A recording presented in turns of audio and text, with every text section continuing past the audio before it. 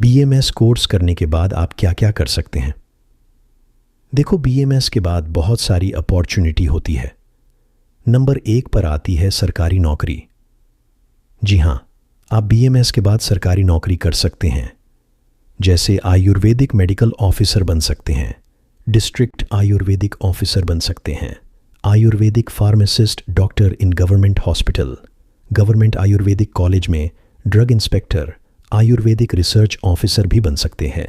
Ayurvedic medical officer की नौकरी अगर यूपीएससी एग्ज़ाम के बाद लगती है तो इसकी सैलरी 90,000 के आसपास होती है, और अगर संविदा पर नौकरी लगती है तो सैलरी 32,000 के आसपास होती है।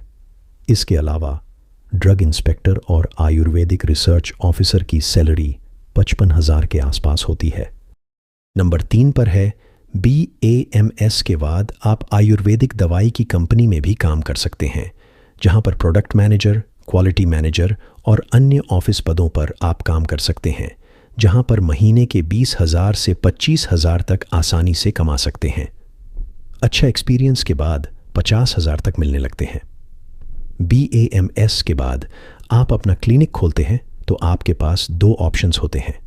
पहला ऑप्शन होता है कि आयुर्वेद का क्लिनिक या हॉस्पिटल खोले। दूसरा ऑप्शन होता है कि एलोपैथिक क्लिनिक खोले। बीएएमएस के बाद आप आयुर्वेद का क्लिनिक या हॉस्पिटल आसानी से खोल सकते हैं। अगर आप आयुर्वेद का क्लिनिक या हॉस्पिटल खोल रहे हैं तो आपको कुछ बातें ध्यान रखनी होंगी। नंबर 1, आपका आयुर्वेद क्लिनिक या हॉस्पिटल रूरल एरिया में नहीं होना चाहिए, अर्थात बड़ी सिटी जैसे कानपुर, आगरा, दिल्ली, लखनऊ, गाजियाबाद जैसी जगह होनी चाहिए। तभी आप सरवाइव कर पाएंगे, नहीं तो घर का खर्चा भी नहीं निकाल पाओगे। नंबर 2, अगर आपका बैकग्राउंड आयुर्वेद से है तो आयुर्वेद क्लिनिक या हॉस्पिटल खोलना, वरना बर्बाद होने के लिए तैयार रहना है। अगर आप एलोपैथिक क्लिनिक खोलते हैं तो रूरल एरिया में खोल सकते हो और कुछ एलोपैथिक मेडिसिन लिख सकते हो, लेकिन आप आईवी और ड्रिप का इस्तेमाल नहीं कर सकते।